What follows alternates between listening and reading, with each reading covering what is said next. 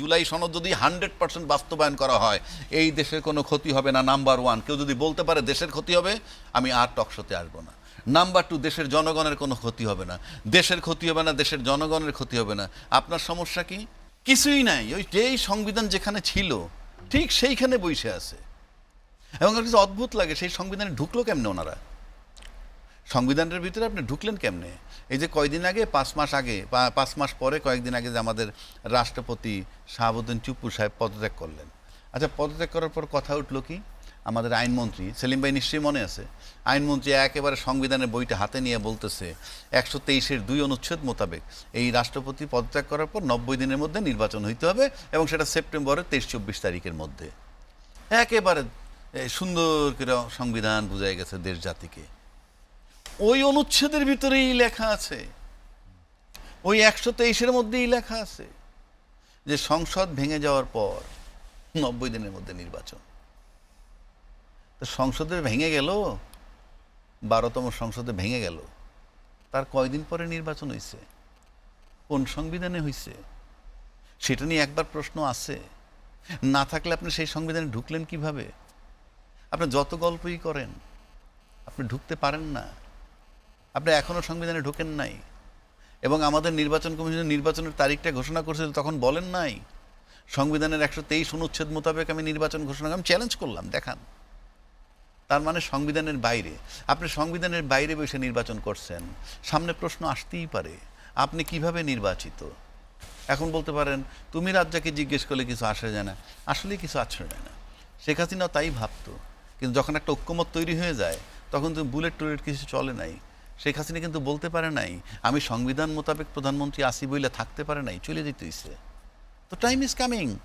আপনাকে তো নিয়মের ব্যত্যয় ঘটানো যাবে না।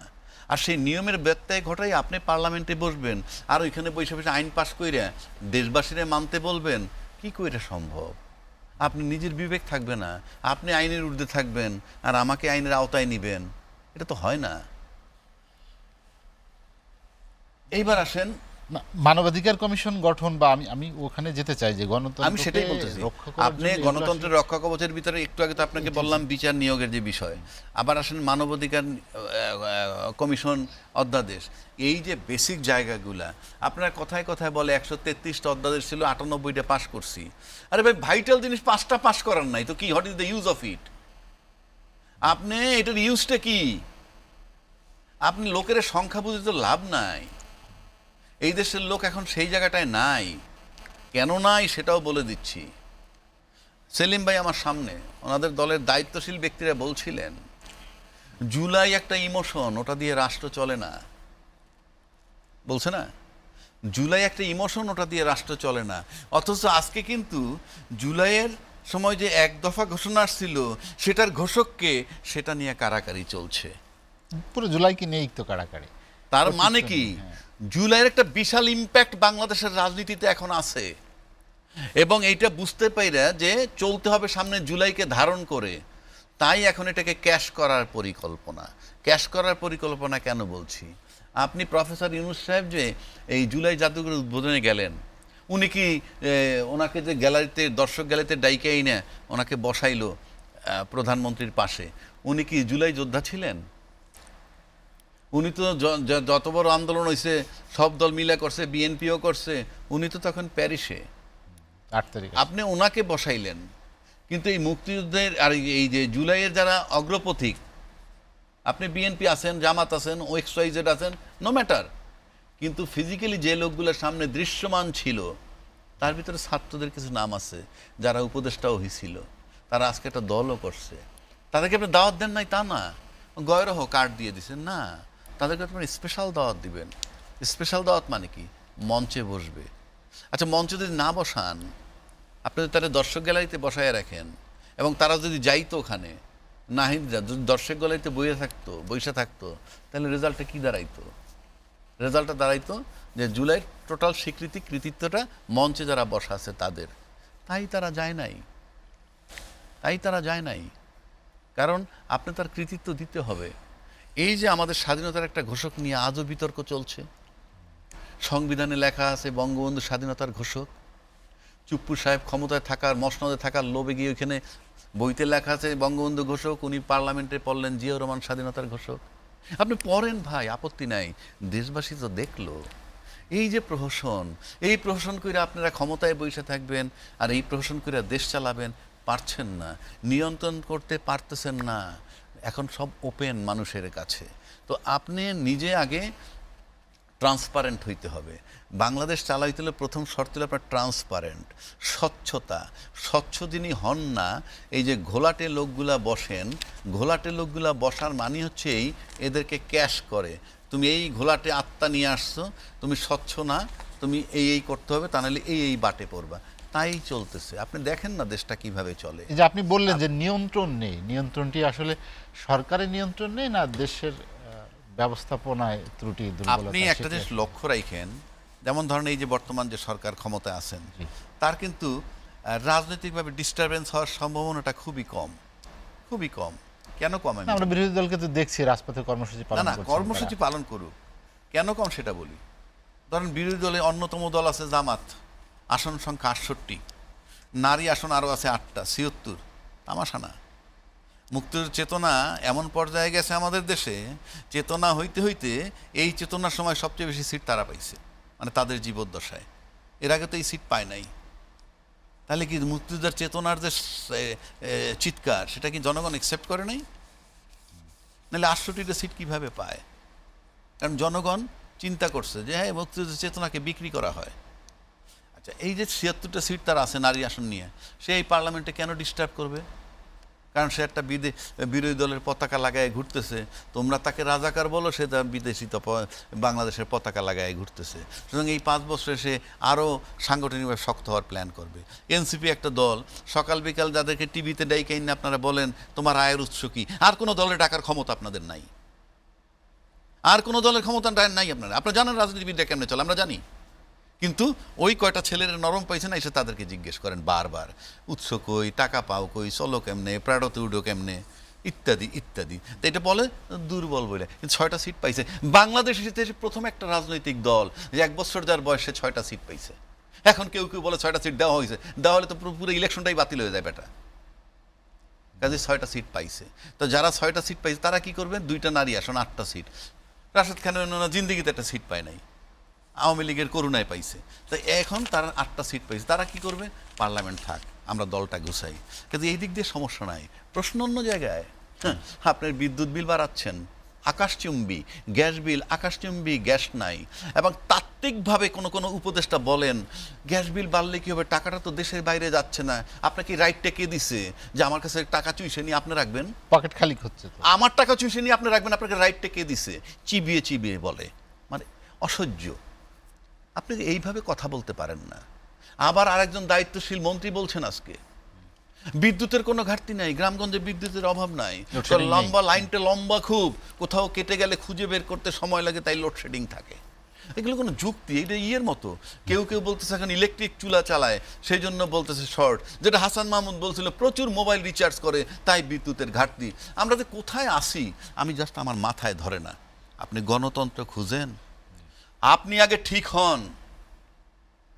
Two the pure all things are pure. আপনি নিজে ভালো তো জগৎ ভালো। এটা যারা লিখছে, আজও বাংলাদেশে কোনো দার্শনিক পয়দা হয় নাই যে কথাটা মিথ্যা, যে to the pure all things are pure. তা নাহলে আপনার কথা শুনবে না কেন? ক্ষমতাসীনদের অনেকে তো বিষয়টি উপলব্ধি করেন, আপনি জানেন একজন সংসদ সদস্য কথা বলেছেন। আপনি এই সংস্কার না করলে এগুলো হবে না তো। একটা আগে বললামই তো, সিএমএস কেন এত ক্লিন থাকে, ঢাকা মেডিকেল কলেজ চলে না কেন? আপনি হাঁটতে হাঁটতে যাইতেছেন, যেদিকে চোখ যায় আই এম দ্য বস, আমি যা বলি তাই হবে, এখান থেকে একটা রাস্তা হবে। রাস্তাটা যাচ্ছে কোন দিকে কিন্তু জানেন? হাওরের মধ্যে দিয়ে। আব্দুর রহমান সাহেব হামিদ সাহেব নিয়ে গেছে কোত্থেকে? হাওরের মধ্য দিয়ে। একটা সভ্য জগৎ এটা চলে নাকি? একটা হাওরের মধ্যে দিয়ে রাস্তা নিয়ে দুই পাশে কি করে দিলেন? দুই পাশের পানি চলাচল কি করে দিলেন আপনি? দিস ইজ, এই হলো আবেদন। আমি হাইটে যাইতেছি, হ্যাঁ এখানে একটা খেলার মাঠ হওয়া দরকার। আমি হাইটে যাইতেছি, এখানে এই ক্যান্টিন হওয়া দরকার। বইলে দিলে হয়ে, দিস ইজ নট, এটা পলিসি না। আপনার সব সিস্টেমে চলবে অটো।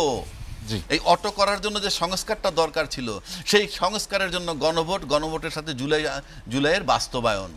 আপনি করছেন না কেন? আমি দায়িত্ব নিয়ে চ্যালেঞ্জ করে বলতেছি, জুলাই সনদ যদি 100% বাস্তবায়ন করা হয় এই দেশের কোনো ক্ষতি হবে না। নাম্বার ওয়ান, কেউ যদি বলতে পারে দেশের ক্ষতি হবে, আমি আর টকশোতে আসবো না। নাম্বার টু, দেশের জনগণের কোনো ক্ষতি হবে না। দেশের ক্ষতি হবে না, দেশের জনগণের ক্ষতি হবে না। আপনার সমস্যা কি? বাড়তি কোনো পয়সা খরচ হবে না। সমস্যাটা কি? তাহলে সবাই একমত হচ্ছে না কেন? হচ্ছে না কেন? দলীয় ক্ষমতা খর্ব হয়ে যায়। এক, দুই, আপনি দুর্নীতি করে চাপা দিতে পারবেন না, সিস্টেমে দুর্নীতি বের করে ফেলবে। এখন আপনি দুর্নীতি করে চাপা দিবেন, নেক্সট যে সরকার আসবে তাকে দুর্নীতির টাকা শেয়ার দিয়ে ওটাকে চাপা দেওয়াবেন। That is the thing happening. Gas সংকট, তারপরে বিদ্যুৎ সংকট, দ্রব্যমূল্যের ঊর্ধ্বগতি। আমি রাজনীতিতে বললাম না, রাজনীতি কিন্তু ওই 11 দল রাজনৈতিকভাবে না, রাজনৈতিক ভাবে কিন্তু 11 দলের ওই সমস্ত ডিস্টারবেন্স হবে না, তারা ওই ডিস্টার্ব করতে যাবে না। প্রধানমন্ত্রী তো বলেছেন যে কেউ সক্রিয় আছে অস্থিরতা কিন্তু আপনি এইগুলা তো রাজনৈতিক প্রবলেম না। এগুলা বিদ্যুৎ নাই, কেন নাই সেই প্রশ্নে গিয়ে তো আমার লাভ নাই। কেন নাই বললে তো আমি মানবো না। বাসায় খাবার নাই, কেন নাই বললেই তো মানবে না। খাবারটা তো লাগবে, বিদ্যুৎ লাগবে, গ্যাস লাগবে, দ্রব্যমূল্যের ঊর্ধ্বগতি যেটা, এটাকে আপনার নিয়ন্ত্রণ করতে হবে। এটা যাতে ব্যর্থ হন, এটার প্রেশার আপনি একটু অটো পড়বে। এটা তো বলা লাগবে না, অটো পড়বে। আচ্ছা, এই প্রেশারটা পড়বে। একইভাবে যদি আপনি আসেন বাংলাদেশের ভূরাজনীতির দিকে, যদি 3টা দেশের সুপার খেলা চলতে, বিশেষ করে চায়না আমেরিকার সুপার একটা খেলা চলতেছে। এই চায়না আমেরিকা ইন্ডিয়া এদের সুপার খেলা যখন তুঙ্গে গেছে তখন কিন্তু হাসিনা টিকতে পারে নাই। মানে উনি কিন্তু হেকমত করে চলছে দীর্ঘদিন, কিন্তু যখন ম্যাচিউরড হয়ে গেছে তুঙ্গে, তখন ব্যর্থ হয়েছেন, চলে গেছেন। চলে যাওয়ার পর ওই তপ্ত পাটাতনের উপরে এসে দাঁড়াল ইউনূস সাহেব, ওনারা দাঁড়াইতে দিলেন না। ওনারা কিন্তু দাঁড়াইতে দেন না, 250 আন্দোলন হয়েছে। এখন কিন্তু বলে 5 মাস খুব লম্বা সময় না। একবারও কিন্তু তখন বলে না ইউনূস সাহেব আসার পর যে এটা খুব লম্বা সময় না। আরে মেয়ে তাড়াতাড়ি নির্বাচন দেন আপনি। আরে মেয়ে আপনি তো ইউনূস সাহেব রে ইউনূস সাহেবের মাথায় লবণ রেখে বড়ই খেয়ে দিতে পারতেন, আপনাদের যদি লোভ একটু কমাইতেন। ইউনূস সাহেব নির্বাহী আদেশ দিয়ে আওয়ামী লীগরে ব্যান্ড করছিল। এটা দিয়ে যদি পার্মানেন্ট বন্ধ করাই থুইতেন আপনারা কিন্তু দুধের দোয়া থাকতেন এখন। কিন্তু না, আপনার এসে কিন্তু আবার অফিসিয়াল লিডারে বাতিল করছেন। লায়াবিলিটিসটা আপনার ঘাড়ে চলে গেল। কিন্তু ইউনূস সাহেবের ঘাড়ে থাকলে কিন্তু আপনাদের জন্য সুবিধা হইতো। মানে রাজনীতি যে খুব ভালো বোঝেন আমার কাছে তা মনে হয় না। আচ্ছা, তারপরে কি হলো? তাহলে বিদ্যুতের চাপ আর এই যে ভূ রাজনীতি, যে চূড়ান্ত পর্যায়ে, এই চূড়ান্ত পর্যায়ে হাসিনা চলে গেল। সেই পাটাতনের উপর, গরম পাটাতনের উপরে দাঁড়ালো ইউনূস, সেখান থেকে নির্বাচনের নামে সে সরে গেল।